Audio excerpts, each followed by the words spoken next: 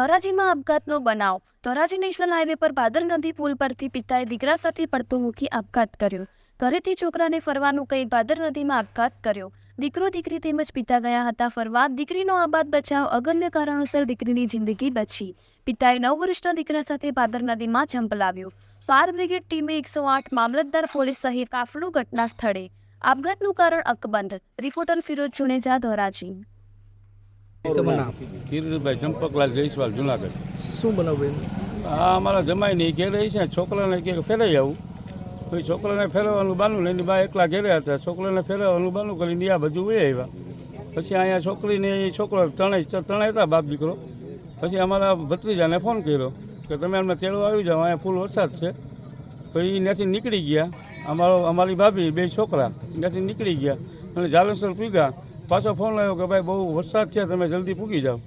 તો ધોરાજી 5-6 કિલોમીટર છેટા રહ્યા. છોકરીએ પછી ફોન કર્યો એના મામાને કે મામા એ તો બે બાપ દીકરો અંદર પડી ગયા, હું એકલી સૌ.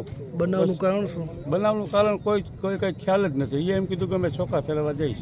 રહેવાનું કઈ જગ્યાએ? રહેવાનું જુનાગઢ દાતાવાળો પાંજરાપુરની સામે. અને અહીંયા કઈ જગ્યાએ ઘટના બની છે? આ ઘટના બની ધોરાજી રોડમાં, પોરબંદર રોડમાં છે. ભાદર ડેમ નીકળે ને નદી, અંદર ગયા છે 2 જણા. શું નામ છે? ઉંમર? એની ઉંમર છે, ભાઈની છે 42 વર્ષ, છોકરાની છે 9 વર્ષ. નામ બેના? નામ એકનું છે હિરન અને ઓલું નામ શું છે ભાઈ? જીયન. તમારા શું થાય?